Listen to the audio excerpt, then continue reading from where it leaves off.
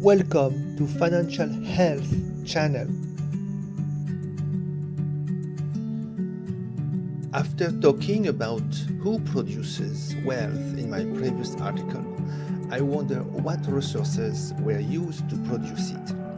It was then that I realized that the energy transition is only possible if it's part of a reform of the distribution of wealth. In the last article, I ended by talking about Russia and Ukraine. Their conflict has a direct impact on the commodities market. Not only are the quantities available reduced and this pushes the price up, but also the poorest nations find themselves bankrupt.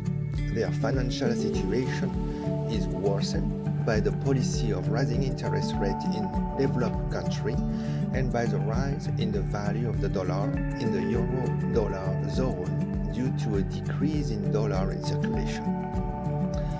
This can be seen as a specific crisis resulting from an explosive mixture of geopolitical crisis, financial policy of impoverishment of the population in rupture with their political class, economic and social policy which make unemployable a workforce which fallen too far into the economic divide, or a lack of a brave and bold long-term vision to make an energy transition.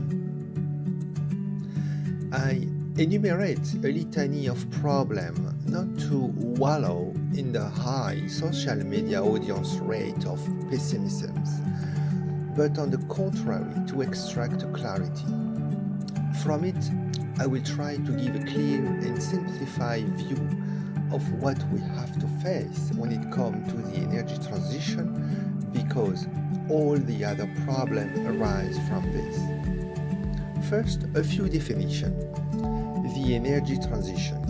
This is a continual process of replacing fossil fuel with sources of energy emitting less carbon. Resource. Extracted from nature and used after some modification. Energy. Power derived from the use of physical or chemical resources, in particular to provide light and heat or to power machinery.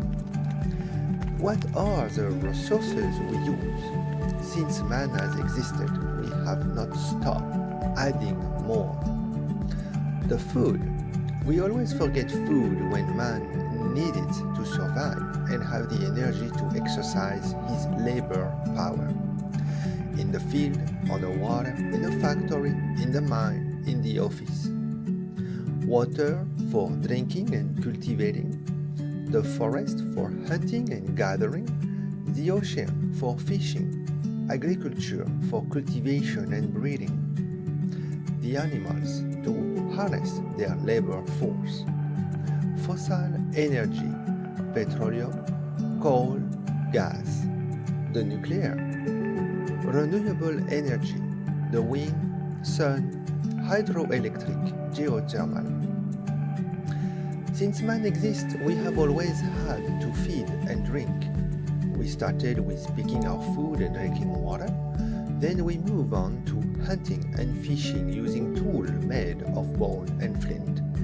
We discover the fire for which we use wood.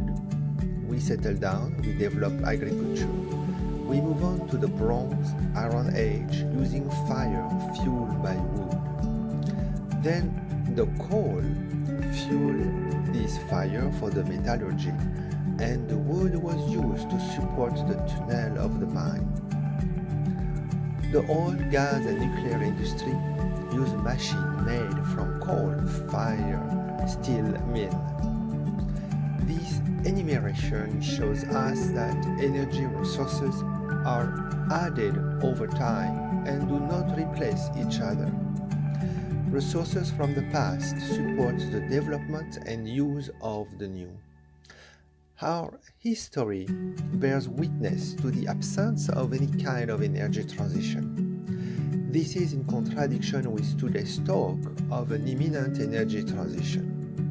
We hear a lot about energy transition to respond to climate change that increasingly affect our existence. These speeches are a ploy to divert people's attention from the real problem.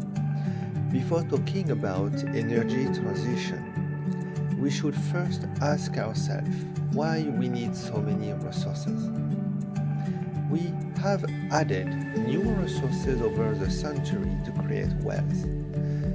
This wealth is distributed among the population, wages, taxes, social benefits, to improve the standard of living.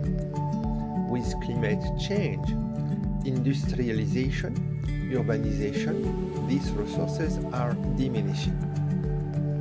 Agriculture, water and fishery. The climate effect, demographic effect, industrial effect, and these are the result. Water. People in the Middle East face a much higher risk than the rest of the world. They are at the forefront of what is happening. The Middle East has 70% of the world desalination plant. Their freshwater reserves are diminishing very rapidly, especially in Yemen, United Arab Emirates, Saudi Arabia, and Iraq. Desertification decreases the area of arable land. Syria, the Jordan, Iraq, and Iran are at the forefront. Their agricultural method leading to poor water use and overgrazing are the main causes. Desalination is not a panacea. This consumes a lot of energy, which pushes up the price of water. The water that is produced brings almost no mineral to our body. The salt is discharged into the ocean, whose salinity increases, which affects the ocean environment, and these desalination plants affect surrounding wildlife and add to ambient pollution. Fossil fuel. Coal, oil, and gas have limited reserves. Already in 1985, it was estimated that we had already discovered all the oil reserves. Moreover, for the past 10 years or so, the United Arab Emirates have invested massively in nuclear and solar projects. They have signed a contract for the construction of the largest solar plant in the world. They also have a project to build 4 nuclear reactors. Their first reactor was connected to the electric grid in 2020. Saudi Arabia, Egypt, Turkey, and Jordan plan to develop their nuclear power as well. Other countries have already chosen the new nuclear energy they want to develop. USA, construction project in 2021 in Wyoming, and France. Nuclear power and renewable. Energy fossil represent 85% of our energy production.